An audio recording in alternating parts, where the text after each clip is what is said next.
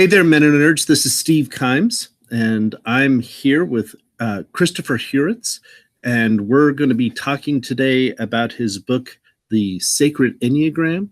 And we're going to, so Christopher, or actually you just told me to go ahead and call you Chris, that's how we're doing. So we're going to try that. It's just on my little thing right here that I wrote out Christopher, because that's what's on your book. So anyway, we are going to, so I'm going to try really hard to remember to call you Chris. And hopefully by the end of the hour, then we'll actually feel comfortable enough that this is going to be not going to be awkward. Anyway, so how are you doing, Chris? Man, I'm doing great. It's a pretty day here in Omaha. Got my dog here in the office with me today, and glad to be connecting with you. Thanks so much for making time for this. Yeah, well, thank you for agreeing to meet with us.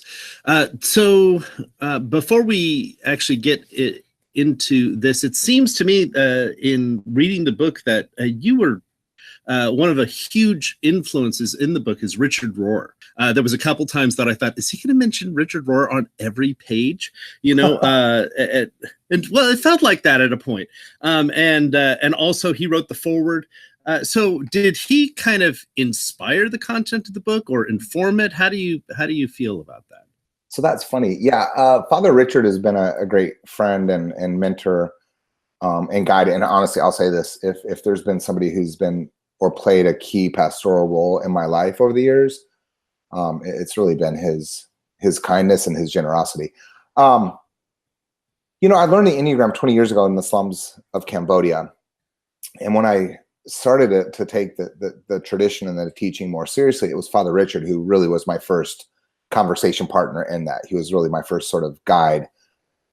So on one hand, I wanted to with this book, like really sort of honor him as a teacher, honor him as a mentor.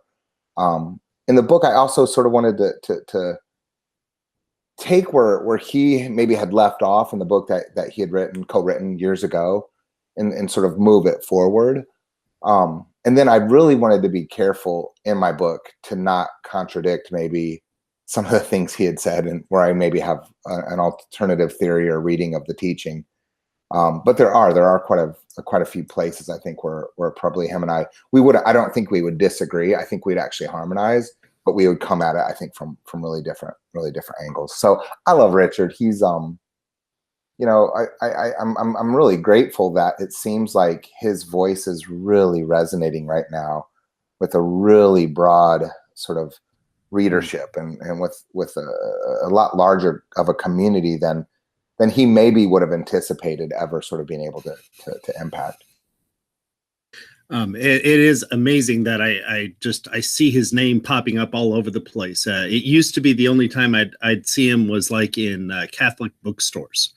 And I'd see his name there, but now he's doing all these interviews in amongst Protestants and post-Protestants and post-evangelicals, and I'm just really I'm glad that his voice is out there, and people are hearing kind of a different strain of approaching Christianity and spirituality than how most people approach it. And he's making it so accessible. I mean, that's really, I think, the gift of what he's done with the perennial tradition and the mysticism that I think a lot of folks have been disconnected from their historic Christian faith identities. But you're right. Like, I mean, Oprah, he was on Oprah's show a couple years ago, and she adores the man. And he meets with Bono and the guys from U2 occasionally for sort of group spiritual direction. I mean, he's gifting what he's learned, and more than what he's learned. I mean, this is what we love about folks like Father Richard, and this is why I think somebody like Father Richard has such an impact, is because he simply hasn't learned these things. He's also integrated these things. He's embodied these things, right?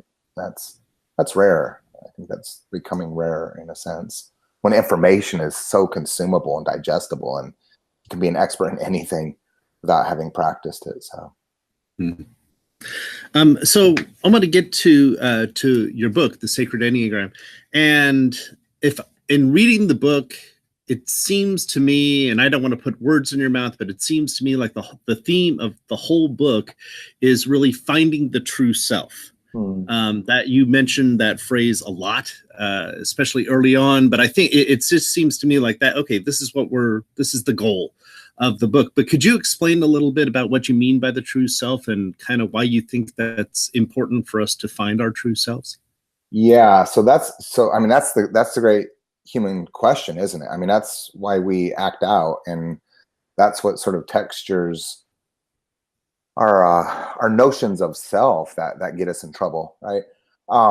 I think one of the great things that the Enneagram offers, and specifically the Enneagram of personality as the way that it's most commonly used right now in 2018, is that it is a way of observing the patterns of human character structure, human personality.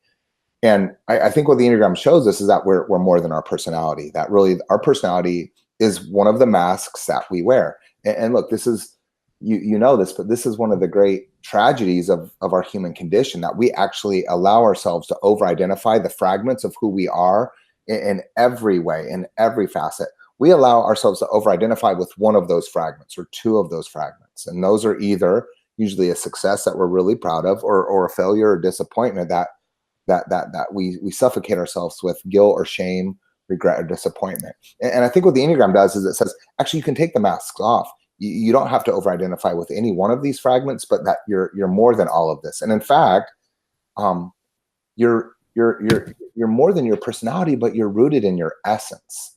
And so I think this is what I was hopefully trying to do in the book, was just say, hey, if we're going to get at the dirty work, the hard work, the undramatic work of excavating essence, what's it going to take, and how can we get there? And the Enneagram is actually one of many tools, but actually a pretty effective tool to sort of accompany us or assist us in that journey. In fact, you quote in the book Henry Nouwen,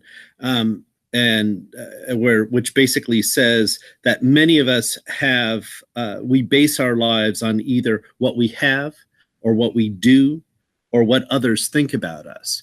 And how do you, and I would say probably for me, like one of the big focuses is what I do. What I do is really important to me. And I would hesitate to say that most of our folks, the Anabaptist tradition and the Mennonite tradition, we like to focus on what we do.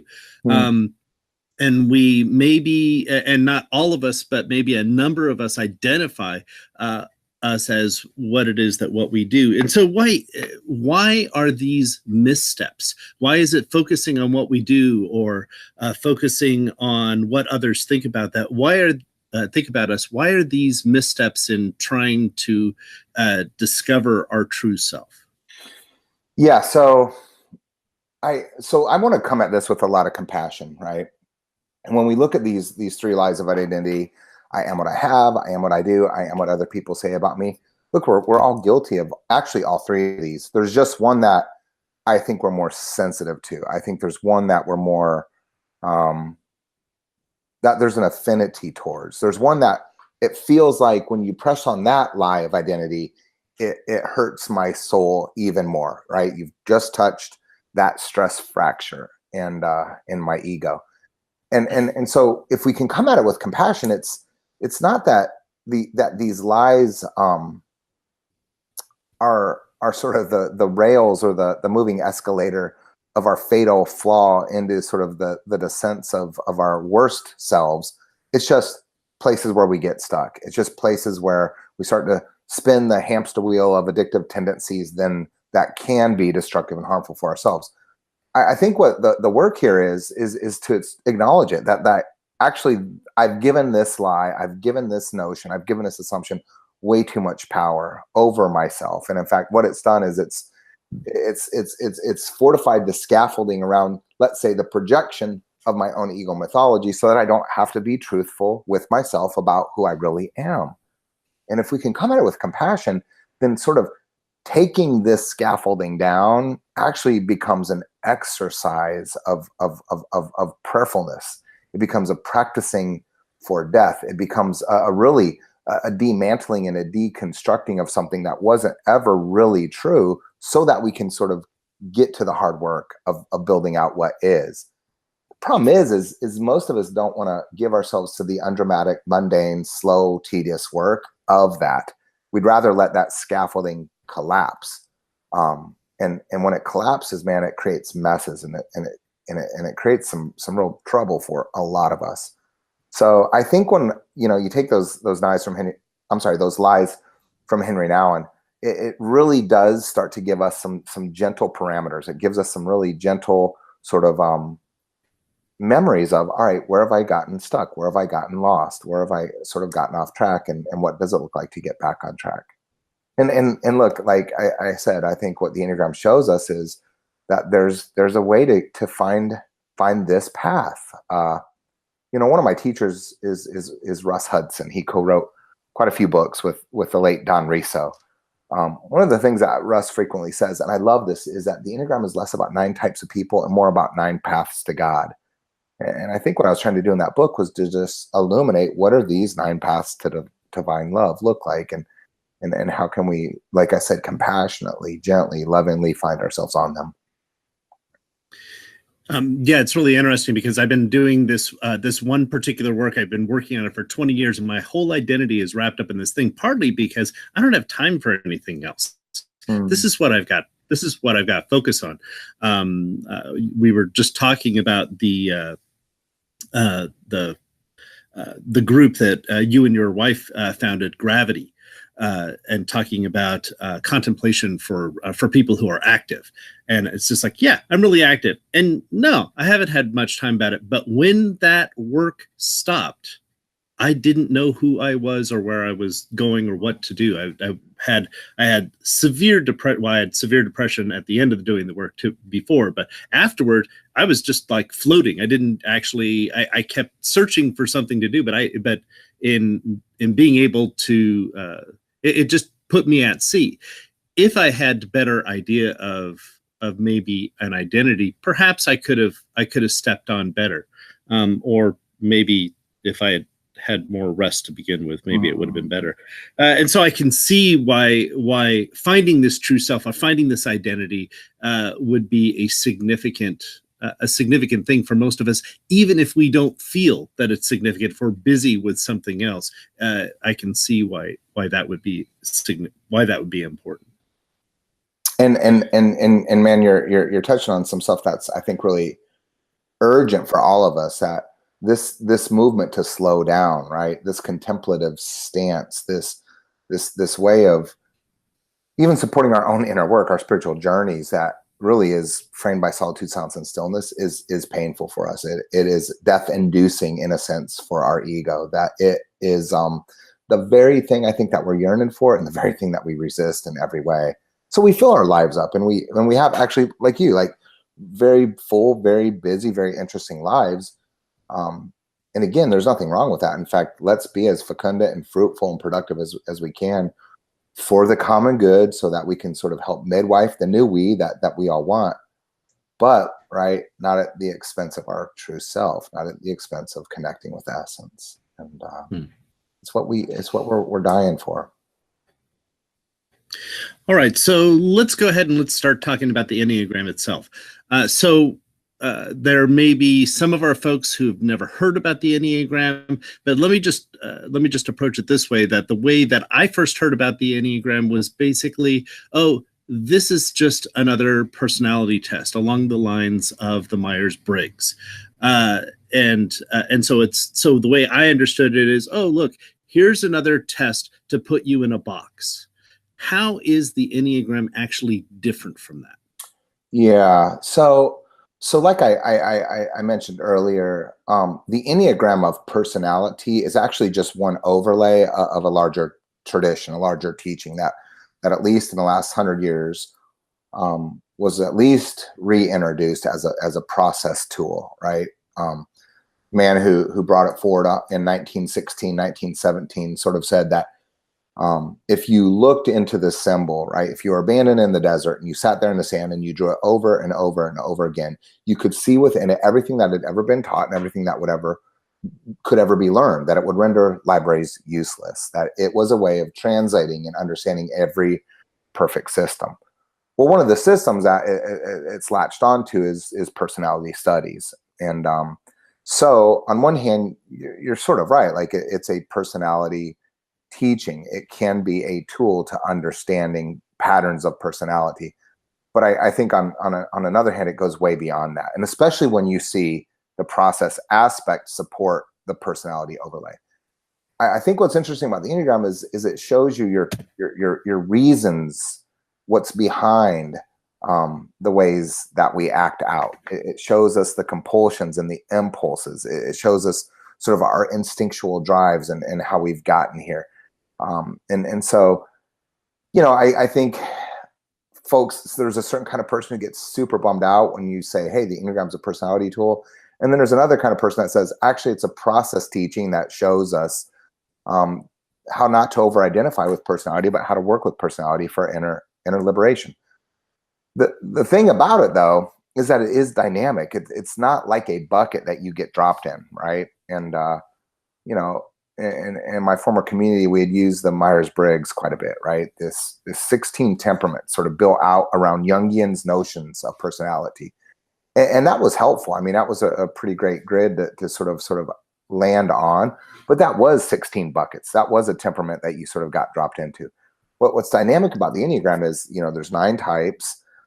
Each of the types can have one wing on either side of it, maybe developing both wings or neither wings. And so now all of a sudden you have 27 types.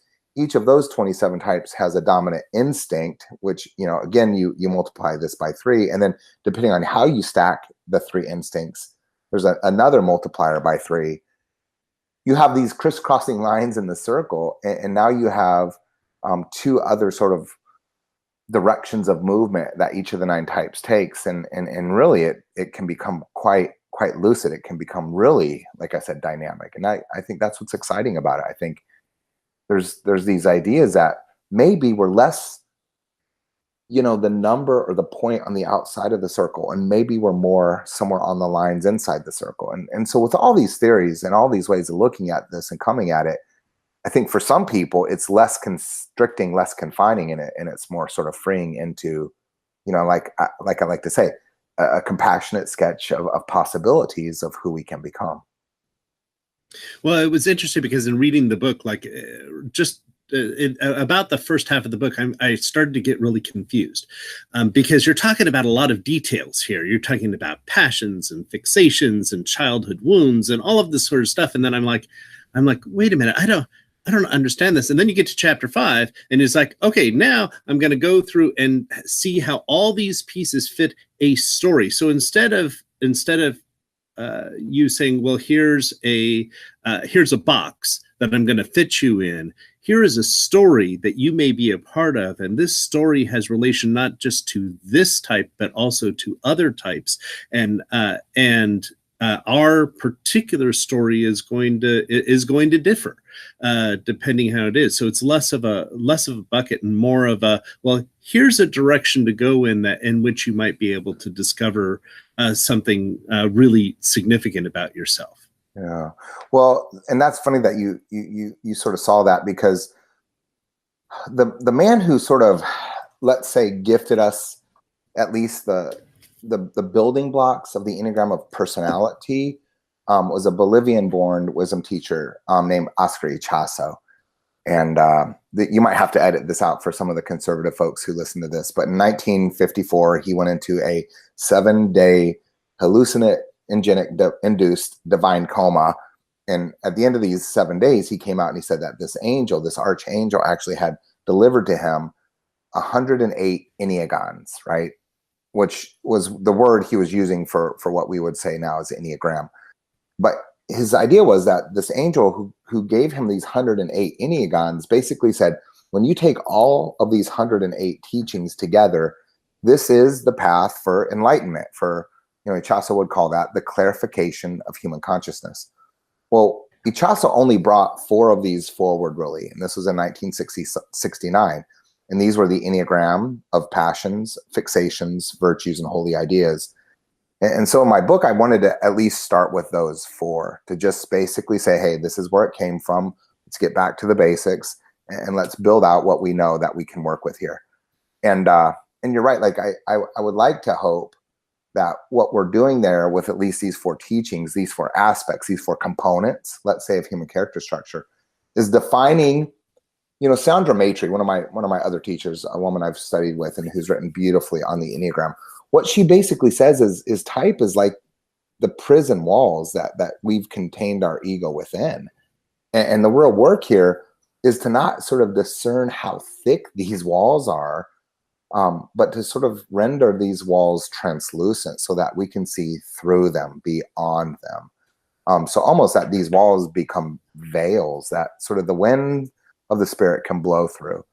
And so what I wanted to do was say, all right, look, some of us are in a prison, and the prison is defined by these four walls. How do we dismantle them? How do we render them transparent so that we can see through them, not be stuck within them, right? But it's knowing what they are. It's knowing what, again, it's just knowing what you have to contend with to do your work. Right. Well, exactly. And I see the Enneagram once again as not a box that you're being put in, but a way to approach your life as a story, or your personality as a story. And even though your story, the stories that you have, or the descriptions that you have in chapter 5 are pretty descriptive, that doesn't have to totally reflect your story. Your story is going to be different than this. These are just guidelines to help us know the process. That's the way I feel about it. Yeah. Is that kind of accurate? Yeah, and I think it's as accurate as it's practical for you. I think this is the great thing about the Enneagram. Like, what you just sort of reflected on. It's like, man, that's a great takeaway. That's a great landing point. That's a great starting point. That's a great place to start working with. I love this. I love this about the Enneagram, in that there's so many different perspectives, points of views, and they resonate with us on different levels and in different ways, which again shows us how dynamic this is. It shows us that it isn't buckets and boxes and prisons.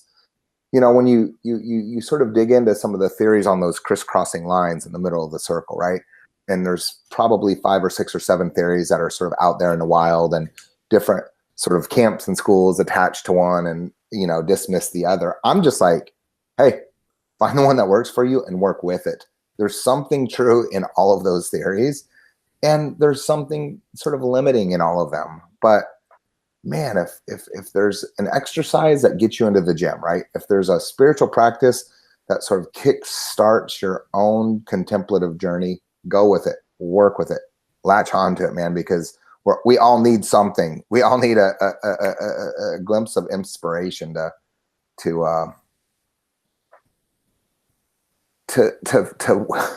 fight off the sort of ADD mental distractions that in a digital age, with these phones in our pockets going off all damn day, sort of limit and hinder us from being present, right? Mm-hmm. Yeah, no, that's true. It's one of the things that I find that that a contemplative practice is really essential right now, because we are so out of balance with being distracted from a million things that are going on, not just in real life, but also on the internet and all that. It's distracted. So a focus on contemplation is really essential, and you deal with that a lot in the second half of your book. But let's go back to the Enneagram for a second. Okay, so I took the test a few times. Each time it definitely pinpointed me that I am a 1 with a 9 wing. So I understand that in general terms, that as a 1, I'm kind of an idealist, that I'm seeking a kind of a perfection in this world. But the 9 wing means that I'm also seeking for peace, and I'm looking for peace within myself, and I'm looking for peace around me. And sometimes those two things can come into conflict. And just that's. Once again, that's just one way of looking at the story of my life. So if you don't mind my asking, how do you see yourself in the Enneagram, and kind of what's the story that you would tell about yourself? Sure. So if you're new to the Enneagram, what you hear is these kinds of conversations come up, and you might be curious, like, hey, what do these numbers mean? And do I have to be one? Or what does the number tell me about myself? Well, these 9 numbers, these 9 points that wrap themselves around the circle, really, I think show us 9 different ways of being true to ourselves. I actually think they show us the 9 gifts that need to be brought forward into existence, into reality, into humanity. And so if you're dominant in type 1, right, that gift is really the gift of serenity. That really is the gift of holy perfection. And holy perfection, as the holy idea of the one, doesn't mean that you're going to be perfect or you're going to get it right all the time. In fact, holy perfection is when you get it wrong, it's still right. That actually it's your flaws that make you beautiful. It's what's sort of off or broken in you. It's the woundedness of the shared condition of our humanity that makes us all safe, makes us safe together. Problem is a lot of folks who are dominant in type 1 can't sort of make peace with that notion of holy perfection, that the flawedness of your oneness is what's beautiful about it. And so they drop into these mental and emotional sort of coping strategies. And one of those is anger.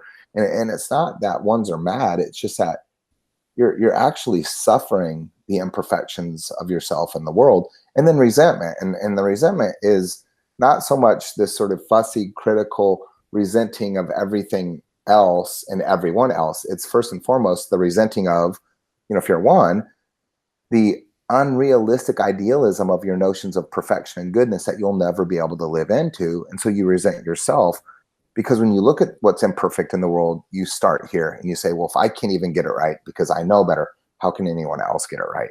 And so it really leads to suffering, and we suffer in 9 different ways. And so, I am dominant in type 8, right? The type 8 is the contrarian energy of the Enneagram. It's really the sort of confrontational, sort of combative stance that looks at vulnerability and perceives it to be weakness, right? And this comes from a real fear, right? All the Enneagram types have a basic fear, and for the 8, that fear has to do with control. And so when I'm not in control, I really act out. Well, the holy idea here for the 8 is truth, and the virtue here is innocence. And if I could actually connect with the truth of my innocence, then what happens is I begin to relax the sort of structure around my coping mechanisms, which is lust or excessiveness. So it's intensity. So if you're an 8, or if you have friends in your life who are 8s, they're too much, and the too muchness of the 8ness just comes across, and it comes across as this, like I said, this very combative stance. It's as if 8s just want to fight, and we do. We fight on a subconscious level as a way of building trust, as a way of figuring out who's going to stick with me, stay with me, who's not going to betray me. But that lust, that excessiveness, that too muchness of the 8 then leads to this mental fixation of vengeance, and we beat ourselves up for being too much. And this vengeance of, and you did it again, and you overstepped this again, and there you go again. And that vengeance then gets played out externally. We practice these mental fixations on ourselves, and then we project them externally. And so you don't want to mess with an 8, and you for sure don't want to mess with somebody an 8 loves, because I sort of joke around like, you mess with my friends and I'll identity theft you. And it's like, I'm sort of joking, I won't identity theft you, but that's how we are. It's like we protect the innocence of our others as a way of aligning with truth or love, or sort of rooting and resting in self. So 8s and 1s, we're both in what in the Enneagram language would be the body center. And so the 8s, 9s, and 1s are intuitive types, right? And we would generally say that the intuitive type's most accessible emotion is frustration or anger. And then you have 2s, 3s, and 4s, and these are the heart types. And this accessible emotion is guilt or shame. And the heart types really are emotionally in sync with everyone in their lives, right? They often say that the heart types do a better job of reading other people's emotions than their own. And then the 5s, the 6s, and the 7s, these are the head types. This is the thinking center. And these are really the folks who who suss things out cerebrally. They're great forecasters of answers or threats or freedoms, and depending on where you're at in the body, the heart, or the head, this is your first appeal in the Enneagram. This is your first landing point. This is your first preferred way of perceiving the world. And ultimately, this is where you begin to practice discernment the most effectively. Now, the body types, they really are concerned primarily with control. The heart types are really, primarily concerned with connections and comparisons. And the head types are really concerned with competencies. And if you can understand, like, is my main focus being in control of myself or my environment, of my inner landscape? Is it really about connecting with the people I love or comparing myself to the people around me? Or is it really about my professional, my mental, my vocational competencies? This is one of the easiest ways to start to land yourself somewhere on the circle. And it doesn't mean when you say, okay, well, I'm a 1, you're an 8, so we are focused on we're focused on the body. It doesn't mean that we can't be cerebral, or we can't be we can't be emotional, that we're only intuitive or all that. But that I mean, heck, you wrote a book. It's a very cerebral book. Very good. It's excellent. But you're saying that's the tendency, that's kind of the base out of which the other thing grows. Yeah, it's a landing point. And you're exactly right. Like we don't have excuses not to integrate our other two centers. So if you and I are body-centered people, like I said, it's our instincts, it's our intuition, it's our gut that we're going to practice the most sort of fluent discernment in. But that doesn't let us off the hook. That doesn't mean we don't have to or don't need to access our thinking center and our heart center. I sometimes try to illustrate it with those 3 blind sisters, right? The gray witches in Greek mythology, who all shared 1 tooth and 1 eye. And they had to pass that eye back and forth, right? But only one of them could see with it at one given time. I sort of feel like with our intelligence centers, it's like these 3 gray witches with 1 eye. We just give that eye to one of our centers most of the time, and it works for us. And so that's why that center holds our perception.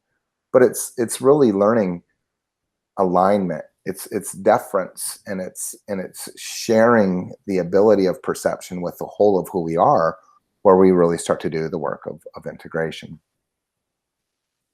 So let's say that somebody wanted to find out what type they were, or to start this process. Is there a test to take? Is there something that how would you recommend that someone approaches to find out, to get started on the path of the Enneagram? Yeah. So the easiest way to do this, and what most people do, is they get online and they take a test. And I know that there's all sorts of opinions on do or don't take a test. And if you do take a test, be careful which test you take. I will say this: if you appeal to a test, it's worth it to, I think, pay for the RETI, which is the Enneagram Institute's test. And I think that's maybe the most thoroughly vetted and usually the most accurate. But if you don't want to drop $10 or $12, there's a few that are free. The problem with some of those free tests are that they're less, they have a much shorter sort of history of being tweaked and tidied up and worked with. Regardless, all the tests are going to come with them inherent racial, cultural, even type bias. And so you have to be aware of that. Secondly, all these tests are designed to give you your dominant type. So if you take a test and it shows you the sort of spread of how you tested in all 9 types, just ignore all of those. Only look at your first result. That's all that these tests are trying to bring forward, is your dominant type. A lot of people get confused. They're like, hey, I'm a 7 with a 2 wing, or I'm a 4 with a 9 wing. And it's like, nope, actually that's impossible. The wings are the numbers on either side of you. Just because your second result shows up on a test result doesn't mean it's your wing. And in fact, if you look at the second, third, fourth results, it's probably going to lead to more confusion than clarity. If the test doesn't work, then usually I tell folks to go ahead and and meet with somebody. So I was trained by the narrative tradition, which was the sort of school sort of by Helen Palmer and the late Dr. David Daniels. I was trained in the typing interview process, and there's a lot of people out there who have been. And what you can do is sit with somebody, and through inquiry, they'll help you bring type forward. And it can be very gentle. It can really lead to some profound self-discovery. If you don't have somebody who can help you with the typing interview, then, you know, usually I say find a teacher or a school that you really resonate with, and read the thick descriptions of the 9 types that they've worked out. And the one that probably feels the most uncomfortable is the one that's probably getting closer to who you may really be. You know, a final way to get to this is sometimes working with panels, and this would be at a workshop where somebody trained in the narrative tradition would get all of the folks who are 6s in the room, and they'd sit them up on chairs, and they'd interview them as a group to sort of show you how different dynamic 6s can be, but what's also similar about 6 energy. And those are pretty easy ways to get started. I would say this though, my sense is the best way to do this is to find somebody who's been working on themselves with the Enneagram for a few years, and work with them, join them in their accompaniment. And when you can find somebody who's already been on this path, you sort of get a little bit of a head start. And it's really important to realize that this also isn't sort of simply for fueling your own narcissism, but that this is a tool for enhancing relationships and communities. And so if you have the luxury of somebody in your life who knows the teaching, who's been working with this for years, I'd actually say start there. You know, ask them, like, how did you find your type? What do you recommend as a way of bringing type forward? And then get going. Now, the last thing I'll say about that though is your type is yours to bring forward. And man, everybody gets so excited once they learn the Enneagram. Everybody loves what they know about this, and they start to type other people in their lives, or they think, hey, my coworker maybe has mistyped, or my brother doesn't know his type, so I'm going to tell him. I'm like this, man. It's a pilgrimage. It's a rite of passage to land on where your sort of soul rests here. So let people do it themselves. And if you think they've mistyped, that's not your business to go around and tell them that they're wrong. Like it's maybe that they're not ready for this. And I say that all the time, that this teaching will find you right on time. It will find you when you need it the most. So be patient with it. I know one of the things that my wife and I really like to do that we've done over the years is to type people into the Myers-Briggs. So it's kind of a game that we play. Oh, this person is, you know, oh, they seem to be an I and an F, and you know, and all of that. It's just a game. We're not gonna put them in a corner, because of course you can't just guess somebody's type or personality, and it's not our job to do that. But it is fun.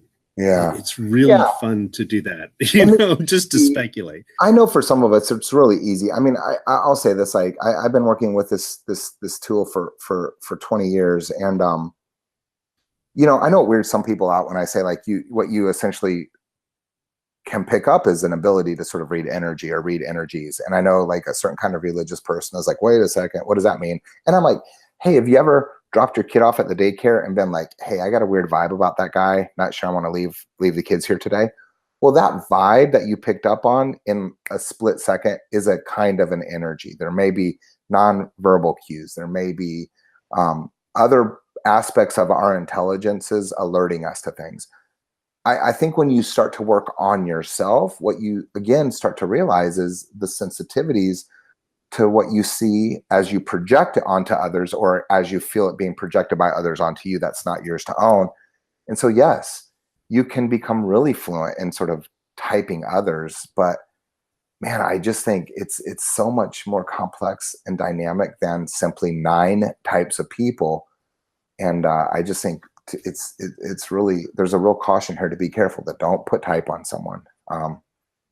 You can look, I have this theory. I had this theory that at the last presidential election cycle, we sort of could predict how maybe who wasn't going to get elected, but I felt like we could have predicted the final four.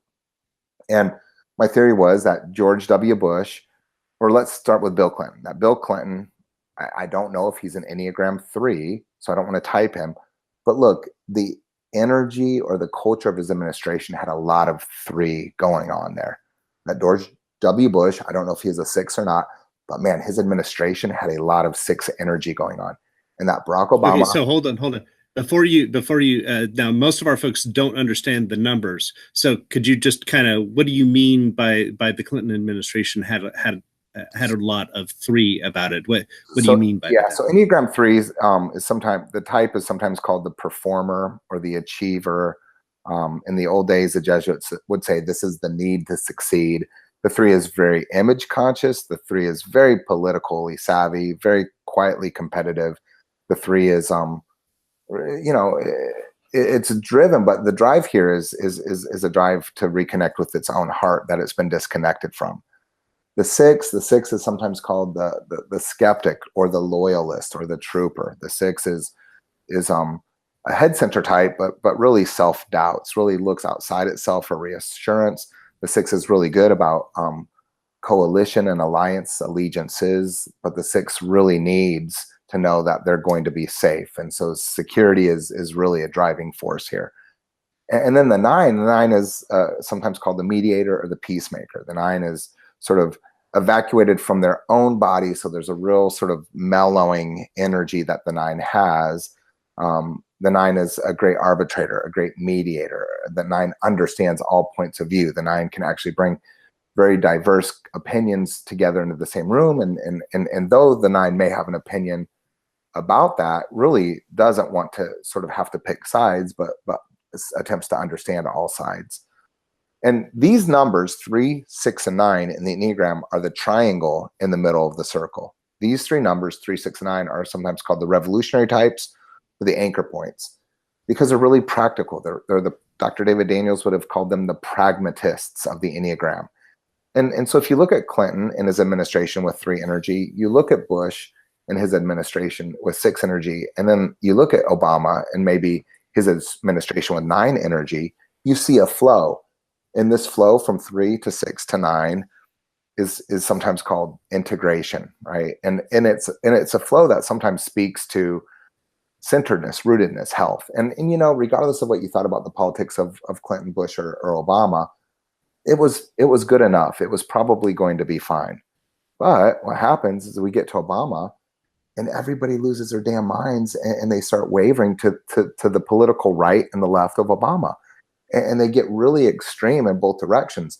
And so, like I said, I think you could sort of look at the process teaching of the Enneagram to sort of predicted the final 4 of the last presidential cycle, because it was to the political right of Obama and actually to the right of 0.9 on the Enneagram. I think it was 2 folks who brought a lot of 8 energy, which is the contrarian, which is, I thought, Ted Cruz and Donald Trump. And then the other 2 of the final 4 were to the political left of Obama, and 0.1, which is also to the left of 9 on the circle, which I thought were Hillary, Bernie Sanders, who brought lots of 1 energy. And it was like, we did this to ourselves. We just started teeter-tottering to 8 and 1 because we lost our way up there at the top. So it's an amazing teaching. And when you start to see it, you can't unsee it. It shows up everywhere. Now, like I said, I don't want to type Bernie or Hillary, Ted Cruz or Trump. I don't want to type Clinton, Bush, or Obama.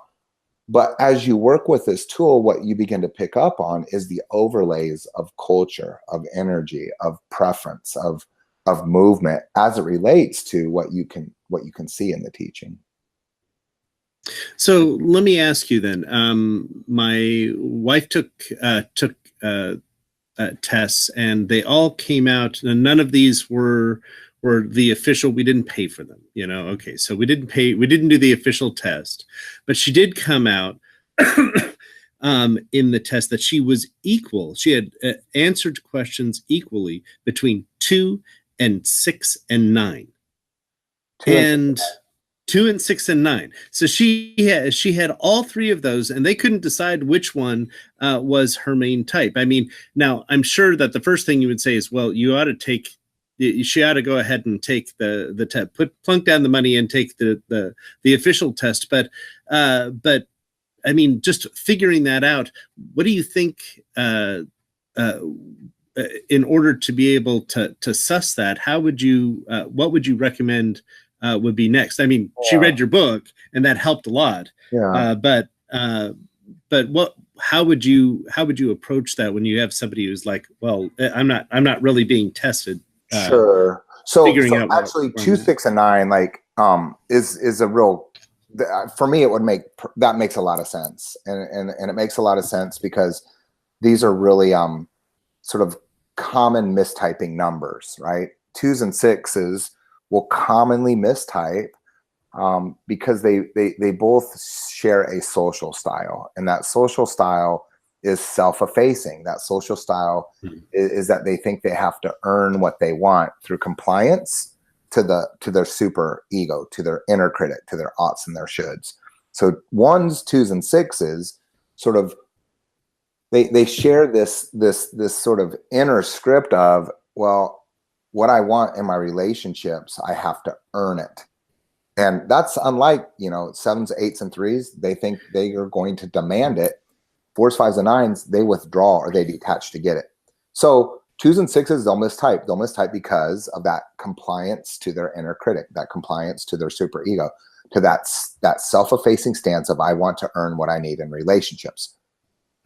How you figure out the difference between a 2 and a 6 is, what do you want the most in your relationships? And a 2 will want connection, affection.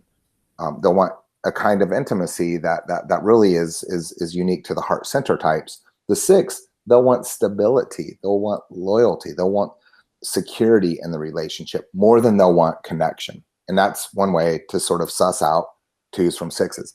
Now, 9s and 2s. 9s and 2s, it's also a really common mistyping pair, because 9s and 2s bring forward a similar de-escalation tactic when the stakes get high. It's sometimes referred to as their conflict avoidance styles.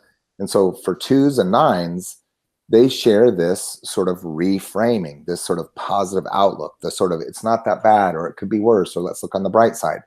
And so again, like, depending on how you come at conflict, how you de-escalate conflict, how you try to avoid conflict, you're going to sort of find easy mistyping pairs, and 9s and 2s will be in there. And then the 9 and the 6, that's not always a super common mistyping pair, but you'll see this, that a lot of 9s will frequently mistype. And they'll mistype with the energy of what they need to most be in their lives. They'll mistype with some of the people that they most connect with. They'll mistype with the culture of their organization or community. And so a 9 will have a variety of reasons why they may mistype.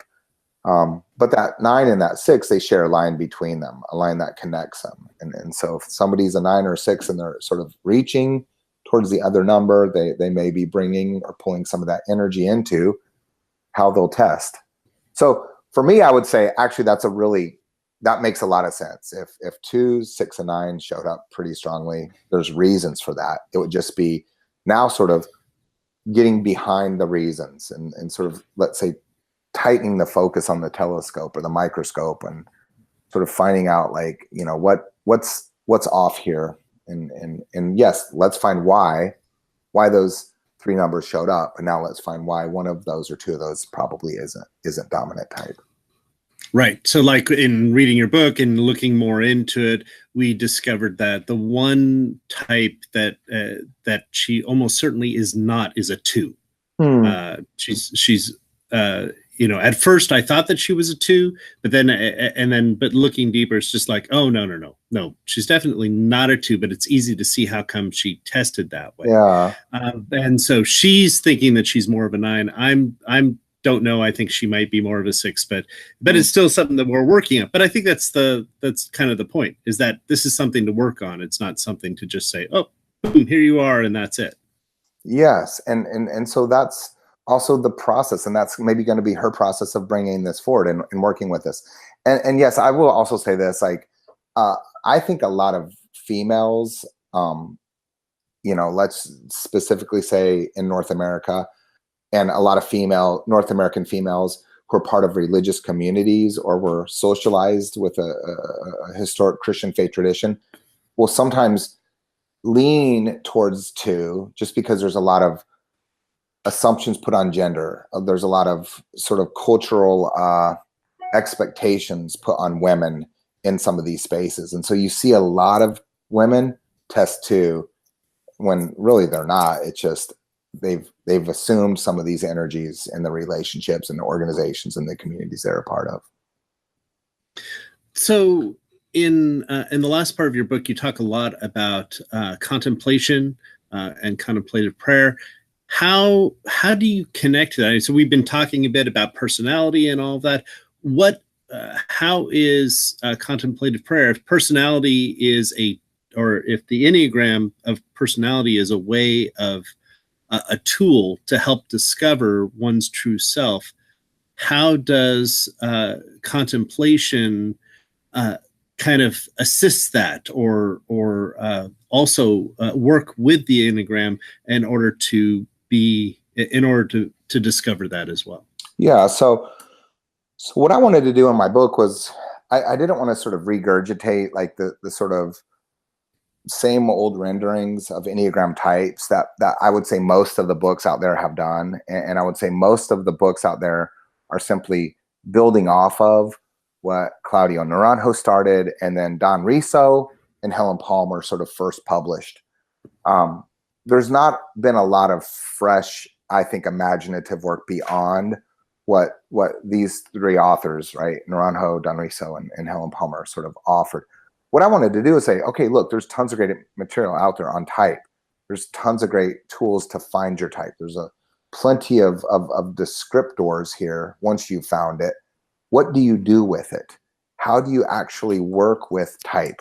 And how do you actually work with the sort of vice grip of what keeps us tethered to type, what keeps us actually locked in the prison walls of type?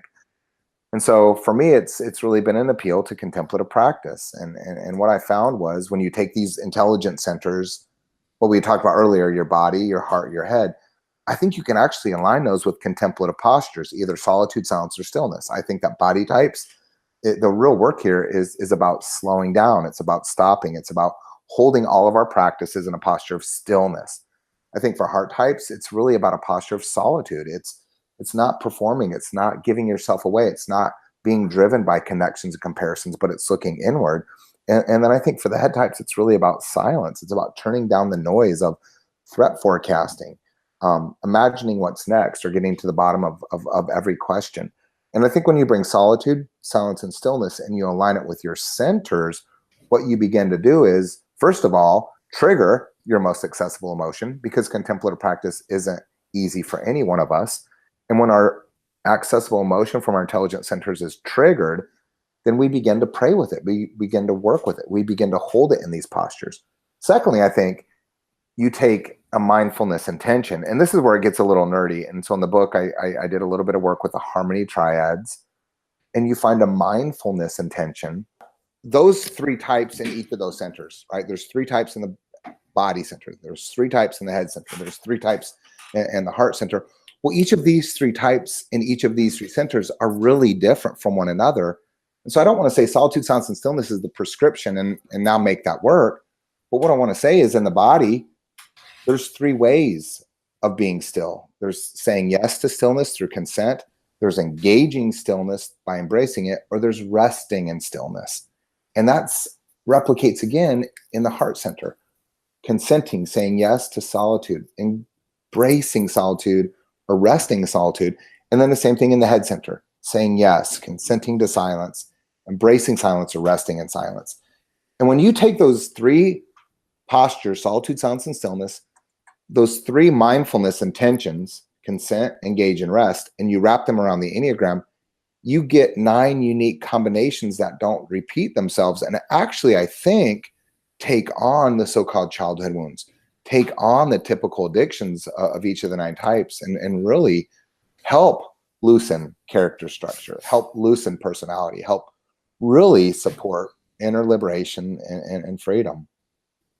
Okay, well, let's make this kind of practical. I mean, okay, so I was talking about my focus is a type 1. And like I said, I've spent a lot of years just constantly being active and doing a lot of things, being overwhelmed by it, not getting the rest that I should get. So in that, how would I, in that context, how would I make that kind of first step toward contemplation using that model that you're just talking about? So in the book, what I say for folks who are ones, dominant in type 1, is that the real sort of rails of aligning your inner work on would be a resting in stillness, right? And that resting in stillness for the one in particular has to do with the frustration of the one's idealism, right? So the one, like I said earlier, idealizes goodness, idealizes perfection, and really turns themselves into sort of a self-perfection project. So the ones beating themselves up all the time for not being good enough, for saying things the wrong way, for showing up 2 minutes or 4 minutes late, or whatever. And so the one's compulsion to make themselves perfect, to establish perfection, to build a perfect world wears them out. And that speaks to the frustration of the one. And that deep frustration is part of what creates or sustains the pain of the inner landscape of the one. So the stillness is, hey, you can stop. Like, you can stop fixing yourself. You're good enough. And the resting is, and you've done enough. And so resting in stillness really is how the one finds their way home. And it can be so hard for the one to actually let themselves stop. It can be so hard for the one to actually give themselves permission to rest. But that's in fact why it's so urgent, why it's so necessary. And in fact, actually, for me, I had to go to counseling and just said, well, I've got this problem, this problem, this problem. And the person says, well, you're doing this and this and this. I say, yeah, but I have to do that. And he says, why? And that one word changed my whole perspective, because then I spent weeks thinking about, why do I have to do all this? Yeah. Isn't there other people that can sometimes do this too? Can't I step back sometimes? Aren't I allowed to do that? And it just, that one word really struck me. It was an amazing thing. And I wouldn't say that sent me into contemplation, but I will say that it sent me into a seeking of balance in my life, which I had never had before. Yeah. And that's what we all need. We all need a sort of kind of, let's say, spiritual intervention. The problem is most of us don't voluntarily give ourselves to it through commitment to our spiritual practice. So we burn out, or relationships fall apart, or we leave a community, or we're forced out of a community in really painful ways, or we have to appeal to a therapist, a spiritual director, or whatever. Look, we can get to these places with more gentleness and compassion and self-love, but solitude, silence, and stillness are really undramatic. There's not very much that's interesting about them, and I think, to make those commitments, it's hard. But man, once you make them, it will change everything. It really, really, really will. Well, that's really great, and I do know that this kind of perspective and all that has really helped me, and it's something that I'm going to be looking into more. And I recommend to other folks that you do the same thing. So, if any of you looking at this, you're interested in the Enneagram, recommend that you take the test. Who was it that Chris? Who was it that you said has the kind of official test, or the? So the test that I generally send people to is the Enneagram Institute's RHETI, RHETI test. I think that's probably the best one if you're going to appeal to a test. Right. And, of course you could always find somebody who's done that. But I know that in my life, I don't have anybody who's a expert on the Enneagram that would be able to do that. But I also actually recommend this book. I found it very helpful. I found it really helpful to understand what the types mean and all the different aspects of it and the different varieties, because there's a lot of variety. So I really recommend to folks to get the Sacred Enneagram by Christopher Heuertz and take a look at it. And anything else that you want to say as we close? Appreciate you having me, man. And if folks are interested, they can actually go to our website that we have, which is the sacredenneagram.org.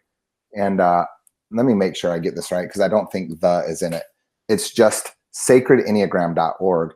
And when you go there, you can see a list of all the workshops that we do. We do 1 day and 2 and 3 day workshops literally all over the world. And there's always 4 or 5 or 6 scheduled. So anytime we're near where any of your listeners are, we'd love to have them join us. And just in case you guys are wondering, Enneagram is spelled ENNEAGRAM, but it's also in the title of the interview, so you can look it up there. Anyway, well, thank you so much for joining us and for talking to me. I really, really appreciate that, and hope that this helps a number of other people. Yeah, man, great to connect. Thanks a ton.